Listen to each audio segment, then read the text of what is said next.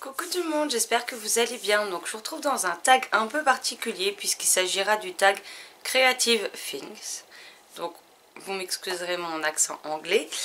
Mais pourquoi ce tag? Alors c'est un tag que j'ai décidé de créer suite à ma lecture de la saga du même nom, écrit par Rachel Berthelot et publié aux éditions Sharon Kenna. Tout simplement parce que c'est, comment dire, c'est une série que j'adore, où j'ai eu plusieurs coups de cœur au long des 4 tomes de la série et j'avais envie de la mettre à l'honneur d'une façon un peu particulière.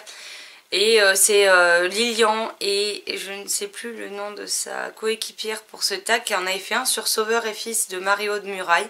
Et donc j'ai décidé de le faire, mais version Rachel Berthelot. Donc il y a 10 questions et on commence tout de suite. 1. Cassie, citez un personnage avec des rondeurs. Donc ici j'ai décidé de vous présenter Isis, 1m60, 13 ans, 82 kg, de Sophie Rigal-Goulard, publiée aux éditions Rajo. Donc voilà, la jeune fille, elle fait 1m60, 90 kg. Et donc les choses ne sont pas forcément simples pour elle, puisqu'elle a des rondeurs. 2. Anthony, un personnage bourru de prime abord, mais qui se révèle tout autre. Donc là j'ai choisi le propriétaire dans Les Vanderbicker. On reste ici pour le tome 1, de Karina Yann Glaser chez Casterman. Donc le propriétaire, je ne sais plus comment il s'appelle, mais en gros c'est le propriétaire de l'immeuble où ils vivent. Et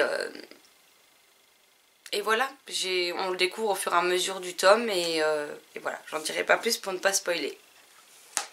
3. Andrea, c'était un personnage spécialiste en gaffe, celui qui n'ouble jamais l'occasion de mettre les pieds dans le plat. Et donc là j'ai choisi Orage, Petit Seigneur des Ténèbres de Julien Hervieux, publié chez Poulpe Fiction.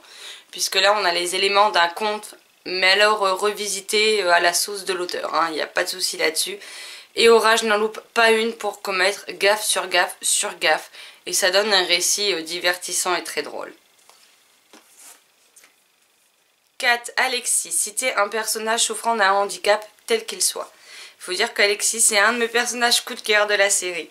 Et donc, pour lui faire honneur, j'ai choisi Nos cœurs perdus de Séverine Vidal et Manu Kaus, publié chez Bayard, dont le 2e tome vient de sortir. Donc ici, on a Vladimir qui a un handicap physique. Mais c'est pas le seul, hein, puisque c'est une école où il y a plusieurs personnages handicapés, donc voilà. 5. Daphné, citer un personnage sportif ou en avance sur son âge.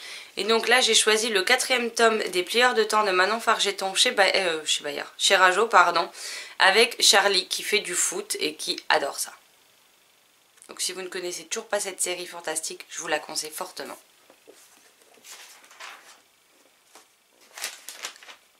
6. Julien, citer un personnage particulièrement taquin.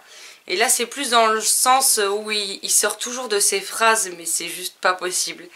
Et donc j'ai décidé de choisir Alexandre du livre Le Nord est ma couleur, enfin plutôt de la série, avec ici le tome 1, Le Paris d'Olivier Gay, publié chez Rajo, qui moi me fait mourir de rire, il est juste pas possible ce mec. 7. Ophélie, citer un personnage victime de harcèlement, qu'il soit scolaire, sexuel, professionnel, etc. etc. Et donc là j'ai choisi le 1er tome de Zoélie l'Allumette de Marie Potvin, publié chez Ken Édition. Puisque Zoélie donc, est une jeune fille assez fine et tout le monde la surnomme l'Allumette et s'en donne à cœur joie et ses camarades veulent même la frapper. Voilà. 8. Sylvain, c'était un personnage que vous détestez profondément et donc là j'ai choisi Raiden de la trilogie Let the Sky Fall de Shannon Messenger chez Lumen. C'est vraiment un personnage cruel que rien n'arrête et c'est un des personnages que je déteste le plus en littérature. 9. Elsa, citer un livre avec un personnage issu de la communauté LGBTQ+.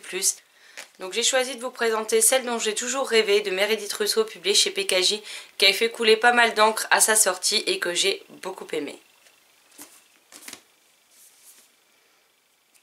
10. Amélie, citer un personnage qui n'a pas sa langue dans sa poche. Et là, il y en aurait plein, hein, mais une en particulier. Notre chère Rebecca Keane, qui, si elle a envie de dire merde, elle le dit clairement. Elle en loupe pas une non plus, et elle a un franc-parler à en faire pâlir plus d'un. Voilà, ce tag est à présent terminé. J'espère qu'il vous aura plu. Si jamais vous souhaitez le reprendre, n'hésitez pas, je vous laisse les questions en barre d'infos. N'hésitez pas à me taguer dessus, que je puisse voir vos tags également, que ce soit à l'écrit ou en vidéo. Voilà, ce tag n'existe pas, c'est un tag de ma création personnelle. Donc j'espère qu'il vous aura plu, c'est la première fois que je m'essaye à ce type de tag et ben voilà. J'attends de lire vos commentaires pour savoir ce que vous en aurez pensé. Sur ce, je vous souhaite une excellente journée, de très belles lectures et je vous dis à très vite dans une prochaine vidéo. Bye bye.